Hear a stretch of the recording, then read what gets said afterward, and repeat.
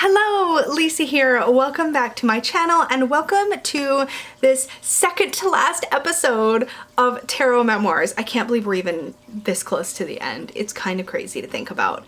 Today we're going to be talking about the court cards and specifically the family of the cups, which is my favorite suit because I am such a water person, so I probably have a lot to say.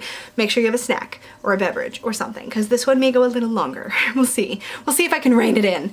If you are new to Tarot Memoirs is a series where I take you through the whole tarot deck. We talk about the meanings of the cards according to some of my favorite books. I show some images from my favorite decks and I share some of my personal experiences, thoughts, or memories about those cards. In the court cards, I'm using specifically how I have experienced these people in my personal life, or these personalities in my personal life. So that's the lens I'm looking at it through. The books that we're using are Your Tarot Court by Ethany Dawn and Understanding the Tarot Court by Mary K. Greer and Tom Little, and I will have links to both of those books in the description box down below. So I am using Mary K. Greer's Understanding the Tarot Court to look at the general energy of each suit and the general energy of each rank within the court. And I'm using Ethany Dawn's book to look at specifically each individual court card because this is the system that I feel most closely aligns with my own personal perspective on the court cards. As I've said in previous videos, one thing I've learned throughout this series is that the court cards are incredibly complex, and I think one of the reasons they're difficult for us to learn is because every reader or tarot professional comes at the tarot courts a little bit differently. And so what I'd encourage you to do is, whether you're reading books or watching videos, once you find a perspective on the courts that really works for you, stick with that and try to avoid the temptation to overcomplicate it with layer upon layer of meaning, because I definitely found as I was preparing for this series that the more layers I tried to add on, whether it was through looking at the court cards and Myers-Briggs personality type, which I love, by the way, or looking at it through 3 or 4 other authors' perspectives, it felt really overwhelming and it frankly felt like too much. I really love Ethany's approach. Her book has been my favorite court card book I've read and my favorite perspective on the tarot courts that I have experienced, and the one that most closely aligns with my lived experience working with both the cards and personality types that we see that the court cards represent. So that's my little piece of advice. With that said, let's take a look at Mary K. Greer's book and look at the overall energy of the suit of cups. So cups are water, which is the realm of emotion. Water takes the form of whatever it flows into, and I think that's a really important piece. In here I've highlighted the crap out of this book, by the way, but I think that's a really important piece about the energy of water, or the energy of the cups, to remember, is that it takes the shape of whatever it flows into. Therefore, cups are amiable, but at the same time diffused. Cups represent going with the flow and seeking to merge. They receive the impulse from the fiery wands and respond to it. They represent love, relationship, and imagination, and they provide nurturance and a sense of connectedness. Cups also open you up to your inner feelings and the connections that you have with others. Their main keywords are feelings, emotions, imagination, romance, receptivity, mirroring, heart, moods, intuition, dreams, reflection, containment, relationships, unconscious, psychic powers, visualization, inner process, and sink or swim feelings. With that said, let's dive into the page, which is one of my favorite cards in the deck, to be completely honest. So let's see what Ethany's book has to say about our Page of Cups. So the Page of Cups, I'm going to show you the card from the Rider-Waite-Smith Tarot. This is the Centennial Edition. I love the little lotuses all over the tunic here. Lotuses are a symbol, sorry, before I dive into the book. Lotuses are a symbol of you go through difficulty. So the lotus grows from mud at the bottom of a pond. And the saying goes, I think it's Thich Nhat Hanh, I might have that wrong, but goes, the deeper the mud, the more beautiful the blossom, or something along those lines. The idea with cups, I think, is that they really go into the depth of their feeling and their experience, and they do their best to blossom anyway. And I love that about the cup suit. And I love the jumping fish and the idea that the sense of wonder and dreaming that comes along with that. What Ethany Dawn has to say, it is of course associated with the element of water, and the astrological sign can be any of the water signs, so Cancer, Pisces, or Scorpio, and the mantra is, I feel. The archetype that Ethany's assigned to the Page of Cups is the empath. So the empath is the emotional and energetic gauge for the environment they are in. They will be able to sense what is going on in an instant, and they are very hard to mislead as they know what is really going on. Empaths in general, and of course the Page of Cups representing an empath according to Ethany Dawn, can definitely sense the moods of the people around them, and they tend to be very reactive to those moods, and they want to express how they feel about that sometimes, or they want to help.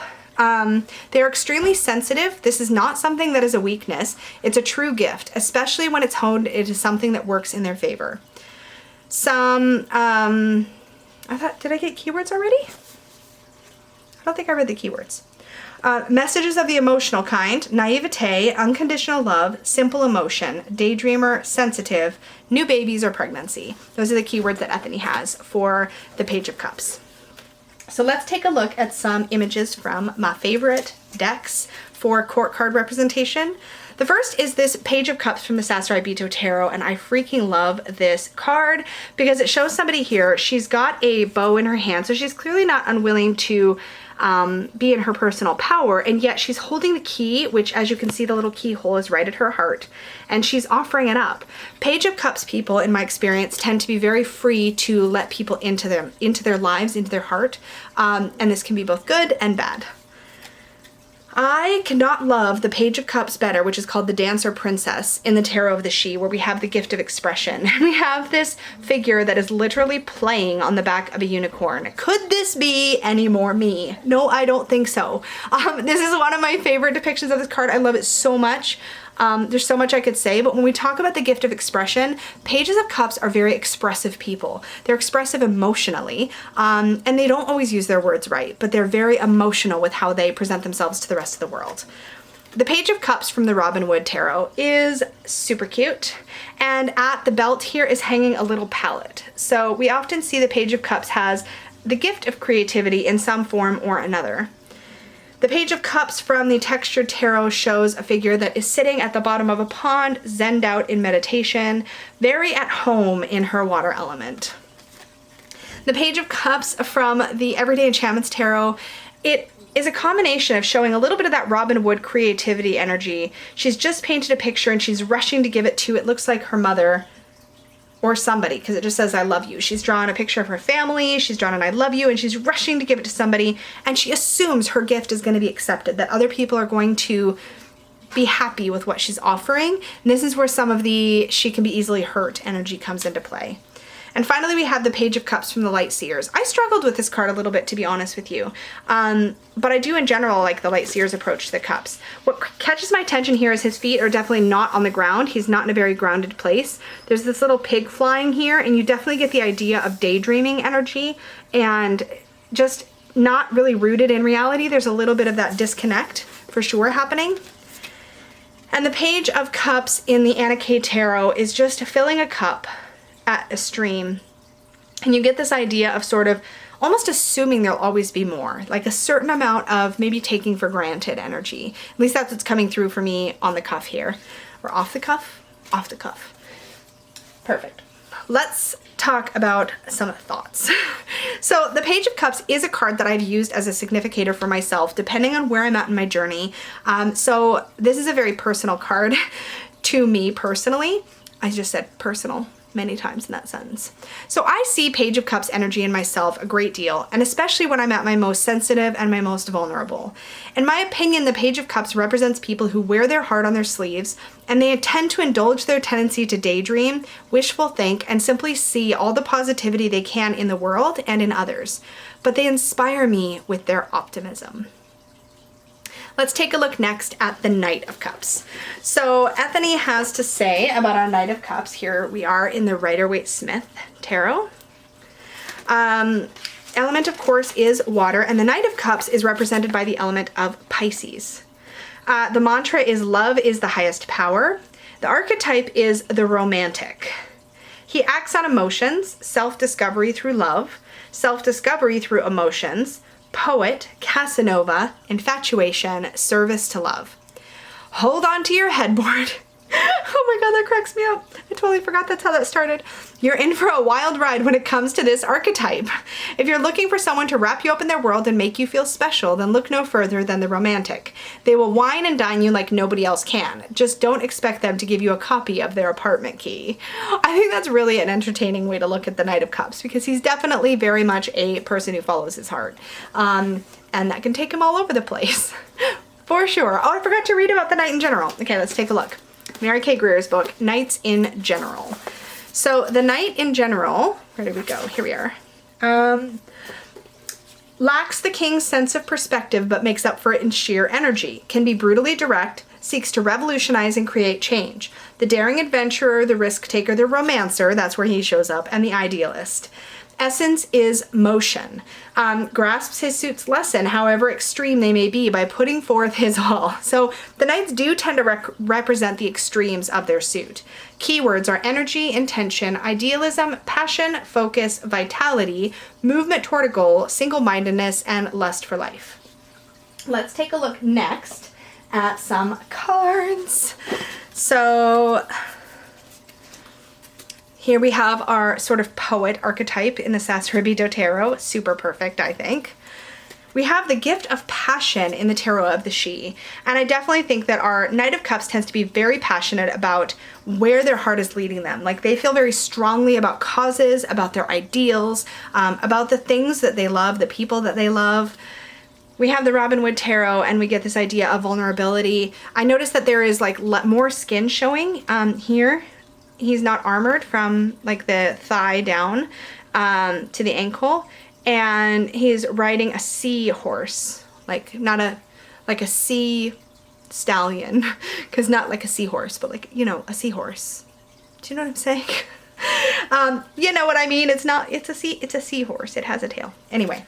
The Knight of Cups in the Textured Tarot, you also get that sense of vulnerability. He's armored, partly, but his head is uncovered, his legs are uncovered. Again, more easily hurt, definitely gazing at the cup, which represents his emotion, the thing he loves, where he's following his heart. He's sort of the quester of the suit. He's always looking for something to fill that cup. He's always looking for that sensation, for that elusive feeling, and that can make him a little bit unreliable romantically at times, for sure. Here, our Knight of Cups is busking in the Everyday Enchantment Tarot, and you can tell he's caught the eye of a girl, but then he'll catch the eye of the next girl, and he'll serenade her, and then the next one, and the next one, right? So you get a little bit of that player energy coming through here. Our Knight of Cups, oh, ultimate romantic in the Light Seers Tarot. He's got the picnic laid, he's got the roses. He will definitely sweep you off your feet, but for how long? And then the Knight of Cups, a very similar character in the Anna K Tarot. Roses, romantic, dreamy, super sweet, but how reliable. In my experience with the Tarot Knight of Cups, I tend to find that they are people who are always following their heart. This can lead them to some deeply rewarding experiences, but it can also lead them and others into hurt or heartache. They don't always fully understand the need for prudence or caution when it comes to matters of the heart.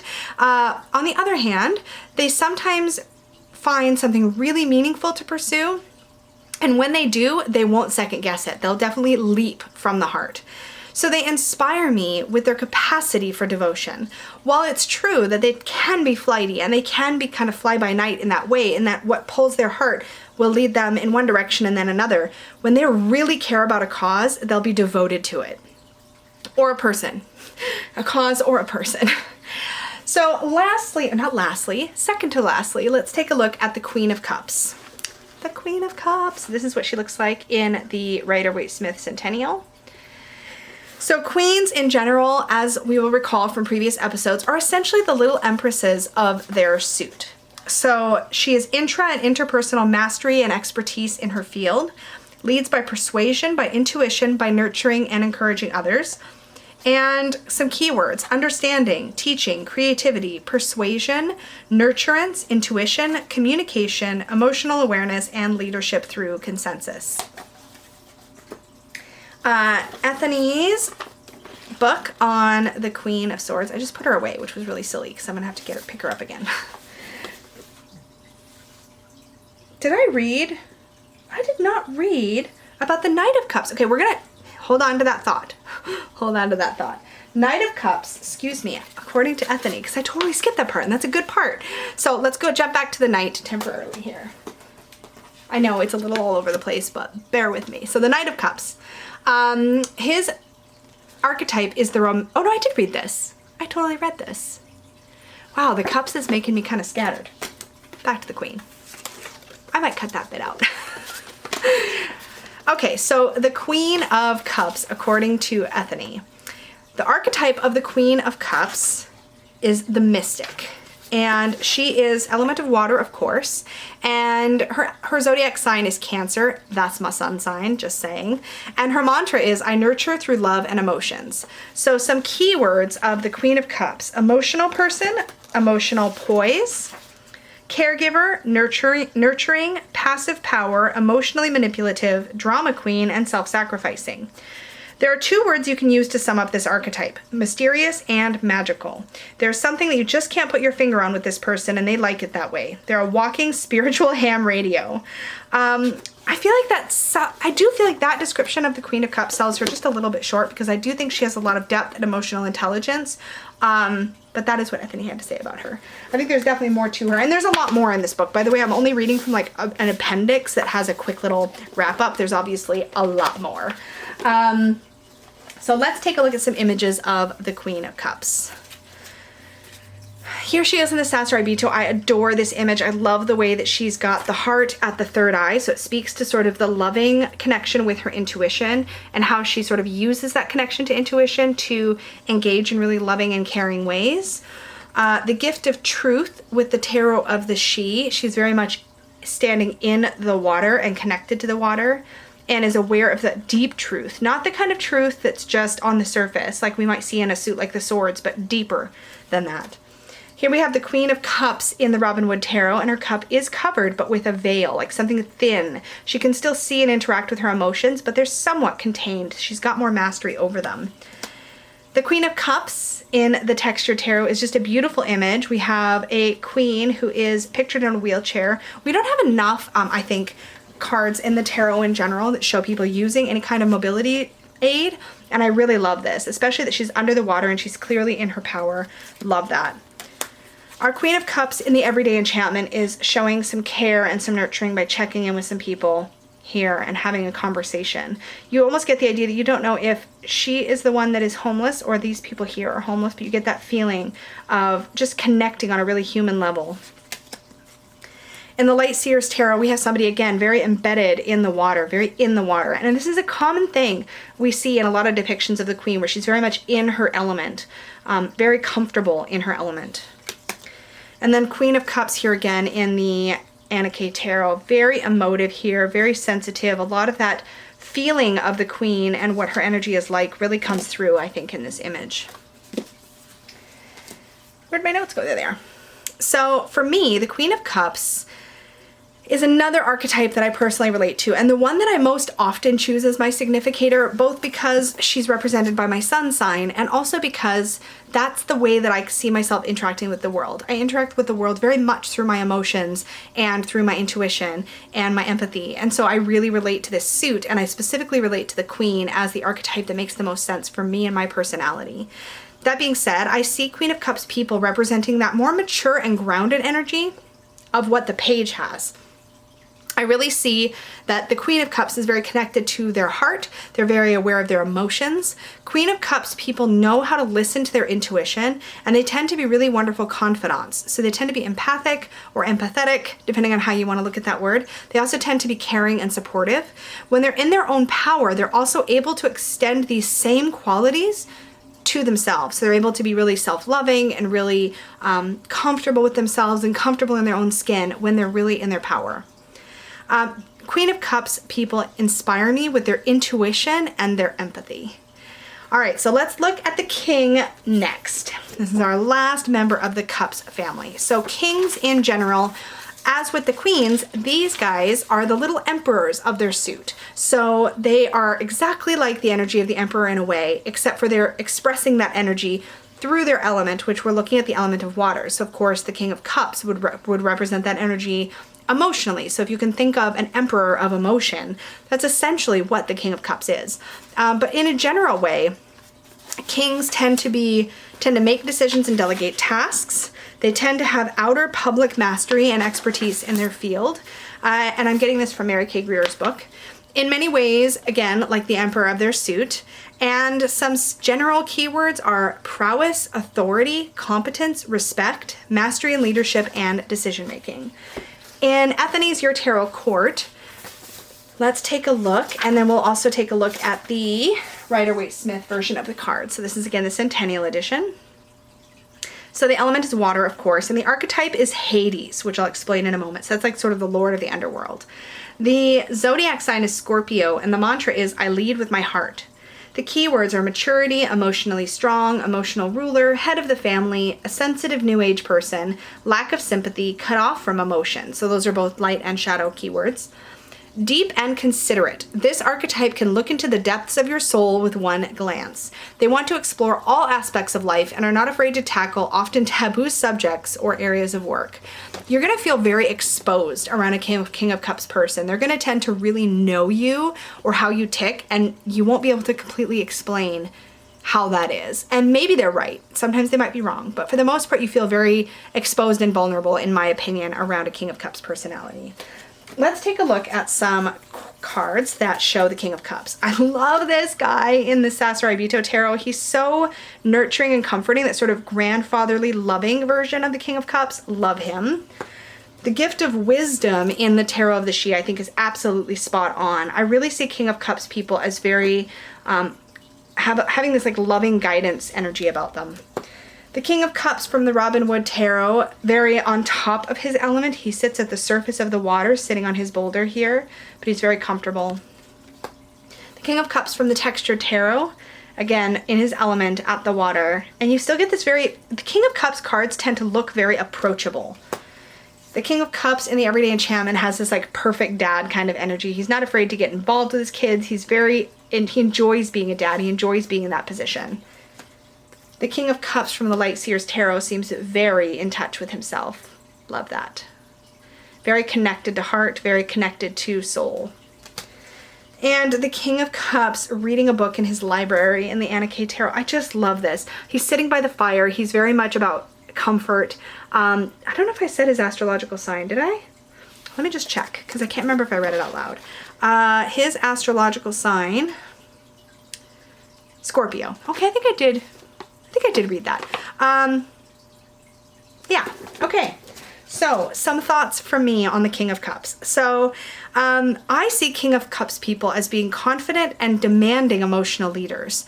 They're so comfortable with their ability to navigate emotionally intense situations themselves that they expect others to be able to do so just as easily. And I think they can get easily frustrated when that's not always the case. They're big picture thinking, which all the kings have, but in the cup suit specifically, big picture thinking shows up in how they're able to make connections between matters of the heart and practical matters of moving through life. They understand the importance of not denying one's emotions or emotional experiences, but also of not letting emotions rule a situation. They make really wonderful teachers and loving guides, even while they push those around them to be their best. Now, King of Cups is one of those energies where the Peggy shows up for me as. She's very much sort of, to me, King of Cups, King of Wands hybrid, but King of Cups most often when it comes up in a reading is often her, for me. And King of Cups inspire me with their loving, healthy leadership style. And that is it, my friends, for the cups. Next week is the last episode of Tarot Memoirs. We're going to be looking at the courts of the Pentacles, the Earthly Suit. I cannot wait. But for now, remember to leave some thoughts down below. Were there things about the courts that sort of went, aha, a light bulb, I finally made a connection? Do you understand them a little better with this sort of synopsis of information? Was this helpful to you? Did anything pop out at you from the cards that I showed? I would love to hear your feedback down below. Remember to like, share, subscribe, and also remember that if you want to book a tarot reading with me, you can do that over at supportivetarot.com. Thanks so much for hanging out with me, and I'll see you guys in the next one. Bye!